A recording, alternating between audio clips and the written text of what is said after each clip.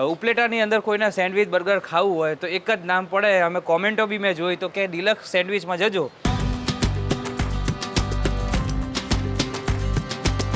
અને પેલી જે આમ વેફર ઉપર તમે ચીઝ બનાવીને આપો છો એ કઈ રીતે હોય છે? ચીઝ વેફર બનાવીએ છીએ, અમૂલ ચીઝ. આ ચીઝનો વરસાદ થઈ ગયો. હવે જેને યંગસ્ટરને પીઝા સેન્ડવિચ બધું ભાવતું હોય, નાના છોકરાને બધાને ભાવે. આપણે અહીંયા શું બને છે અત્યારે? બર્ગર બને છે, ચીઝ બર્ગર. ચલો આપણી જે સેન્ડવિચ છે અહીંયાની જે તૈયાર થઈ ગઈ છે. હજી આના ઉપર પાછું ચીઝ. ક્યાં બાત હે. તમારા શહેરના વિડીયો જોવા માટે અમારી કભી ખાયા ક્યાં ચેનલને સબસ્ક્રાઇબ કરો. બાજુમાં બતાવે બેલ આઇકન જરૂરથી દબાવો, જેનાથી અમારા નેક્સ્ટ વિડીયો ક્યારે આવે છે તમને એની નોટિફિકેશન મળતી રહે.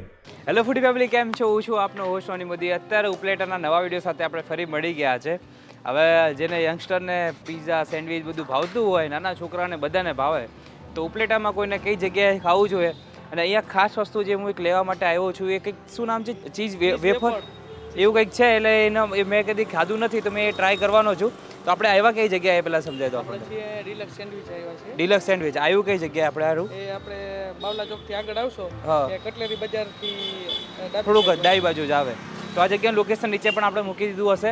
તો ચલો હવે આપણે અહીંયાની જે ચીઝ વેફર છે એ પણ આપણે ટ્રાય કરીશું. ને એક સેન્ડવિચ પણ અલગ પ્રકારની બનાવે છે એ ટ્રાય કરીએ. ભાઈ મને તો અહીંયા પીઝા સેન્ડવિચ જોતા બનતા જોઈને મને તો મોંમાં પાણી આવી ગયું હતું. સાહેબ પહેલાં તમારું નામ કહી દો આપણે. વિપુલભાઈ.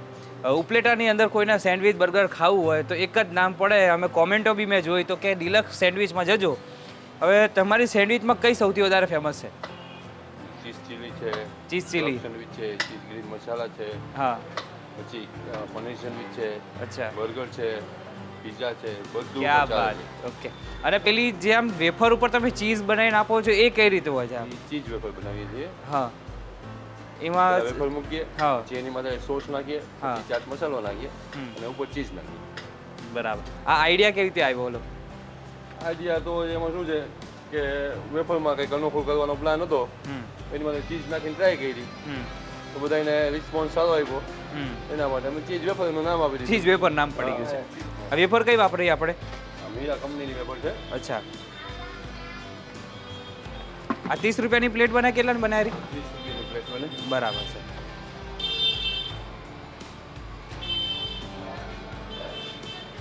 હવે આપણે કયું નાખી રહ્યા છે અત્યારે? કેચઅપ છે. કેચઅપ છે. ઓકે. હવે આપણે શું નાખવાનું છે? ચાટ મસાલો નાખવાનો છે. ચાટ મસાલો આવી ગયો છે. પછી અમૂલ ચીઝ છે. અચ્છા, અમૂલ ચીઝ. આ ચીઝનો વરસાદ થઈ ગયો. વાહ ભાઈ વાહ, ઘણા ટાઈમ પછી ચીઝનો વરસાદ થયો છે અમારી ચેનલ ઉપર. હવે આ શું નાખી રહ્યા છે આપણે? સોસ છે પાછો સોસ નાખી રહ્યા છે. હવે એને સર્વ કરવાનું. સર્વ કરી દેવાનું. ઓકે, આ રેડી. બરાબર. શું વાત છે. ચીઝ આ 30 રૂપિયામાં તમે બધાને આવી રીતે જ આપો ને? હા, તો બરાબર. આમાં ફૂલ પ્રમાણમાં ચીઝ અને સોસ નાખ્યો છે. એટલે આપણે જે કહેવાય જે ફૂડ સોસ કહેવાય છે ને એ અંદર યુઝ કરેલો છે. તો ચલો આજે માણીએ ભાઈ ચીઝ વાળું ખાઈને તો ભાઈ હવે હું પણ મોટો થતો જ જાઉં છું હવે.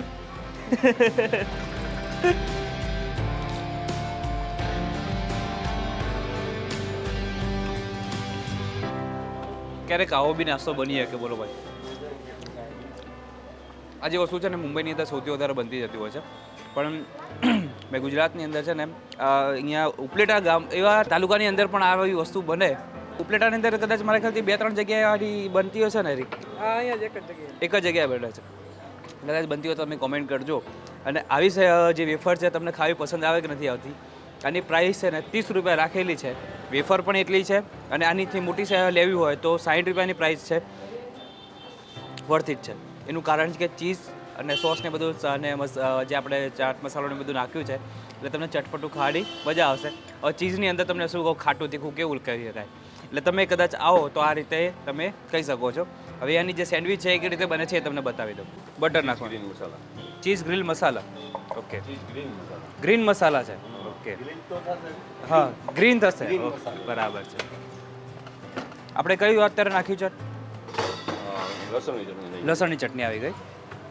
બટેટાનો મસાલો છે. એની અંદર શું શું નાખેલું છે આપણે? બટેટાનો મસાલો છે. હા. પછી એની અંદર નાખેલા છે વટાણા નાખેલા છે, હા. કોથમીર નાખેલી છે, ચટણી નાખેલી છે. અને આ ટોસ્ટ કરેલી સેન્ડવિચ છે પછી મૂકવાની? હા, મૂકવાની. બરાબર. માયોનીઝ નાખેલી છે. માયોનીસ આવી ગયું અને કોબીજ. કોબીજ આવી ગઈ. એક મિનિટ. ડુંગળી આવી ગઈ. ડુંગળી આવી ગઈ. ચાટ મસાલો. ચાટ મસાલો. અને આ કયું છે? લીલી ચટણી છે. એ શેની બનેલી હોય છે આપણે? બને છે કોથમીર અને મરચાંની આદુને પેસ્ટ. બરાબર છે. મને ચીઝ આવી ગઈ. એના ઉપર પાછી આવી તે. બરાબર. એટલે ક્લબ સેન્ડવિચ ટાઈપ જ છે. હા, બરાબર. આપણે અહીંયા શું બને છે અત્યારે? બર્ગર. બર્ગર બને છે. Cheese burger. Cheese burger. ચલો આપણી જે સેન્ડવિચ છે અહીંયાની જે તૈયાર થઈ ગઈ છે, ચીઝ છે ને કદાચ અંદર રીતે મેલ્ટ થઈ ગયું છે, ધીરે ધીરે બહાર આવતું જાય છે. આની શું પ્રાઇસ હશે સાહેબ? 70 રૂપિયા. બરાબર. વાહ ભાઈ વાહ, જોઈને જ મોંમાં પાણી આવી જાય એવું છે એનું તો. હજી આના ઉપર પાછું ચીઝ. ક્યાં બાત હે. કોઈને જોઈને મોઢામાં પાણી આવી ગયું છે, કોમેન્ટ કરતા રહેજો. હવે અત્યારે આપણે કઈ બનાવવાના છે? Cheese chilli. Cheese chilli. હવે આપણે આ કેપ્સિકમ મરચા છે? કેપ્સિકમ મરચા આવી ગયા. આ ડુંગળી. ડુંગળી નાખી છે. ઓકે. એની અંદર લેઝ વેફર નાખીએ છીએ અમે. અચ્છા, એનો ભૂકો નાખવાનો.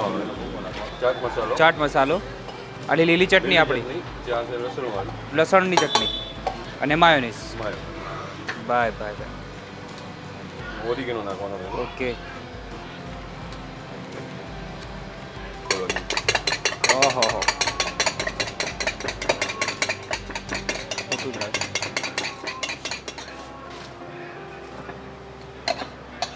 આપણો જે મસાલો બનાવ્યો છે હવે બ્રેડ ઉપર લઈ લેવાનો છે.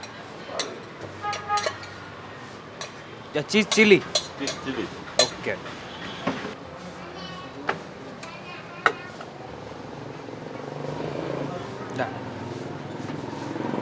બની ગયા પછી એના ઉપર ચીઝ નાખવાનું છે. ઓકે.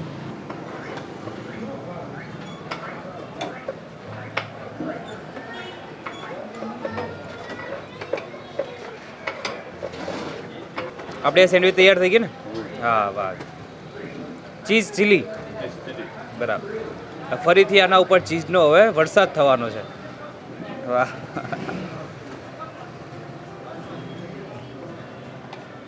ચાટ મસાલો આવી ગયો. તો આપણી પાસે છે ને ચીઝ ચીલી સેન્ડવિચ આવી ગઈ છે. આનો મસાલો પણ આખો એકદમ ડિફરન્ટ ટાઈપે બનાવેલો છે. ડુંગળી અને જે કેપ્સિકમ મરચાં અને બધું નાખીને કર્યું છે. ચલો હું અને કેવલભાઈ આજે ફૂલ મોજ કરવાના છે. ઉપલેટાની મોજ છે ભાઈ. ચલો આજે તમે લો જો. આજે ફૂલ ચીઝ સાથેની. અમારા જીમના ટ્રેનર કહેશે કે ભાઈ એક તો તું અઠવાડિયાની 2 અઠવાડિયાની ગેપ પાડે એટલે સીધી આવે એક તો લેટ અને ખાય એટલું વધારે.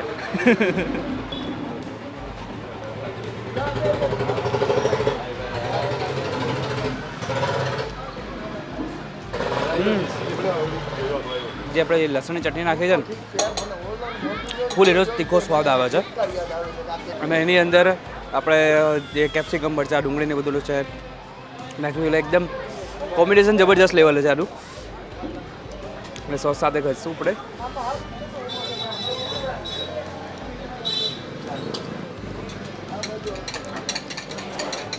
કેવલભાઈ તમને અહીંયાની કઈ ભાવે વધારે?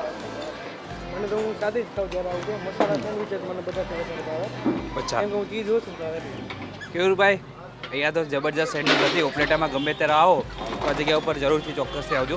આ નંબર પર ફોન કરજો. કદાચ આ જગ્યા તમને ના મળે તો ફોન કરીને આવજો. આમની કદાચ જગ્યા આવી તમારે કદાચ ચેન્જ થવાની છે ને, એટલે જગ્યા ચેન્જ થાય તો એના પહેલાં છે ને તમને આ જગ્યા ના મળે તો એના ઉપર ફોન કરીને આવજો. તો આવી ઉપલેટાના નવા વિડીયો સાથે હજી એક વિડીયો બાકી છે. તો નેક્સ્ટ વિડીયોમાં તમને ફરીથી મળીશું. ત્યાં સુધી આપો અમને રજા. કાલે સાંજે 6 વાગે નવો વિડીયો આવશે. નવી મોજ મસ્ત સાથેના વિડીયો સાથે ફરીથી મળીશું. ત્યાં સુધી અમને આપો રજા. જય હિન્દ અને રાધે રાધે.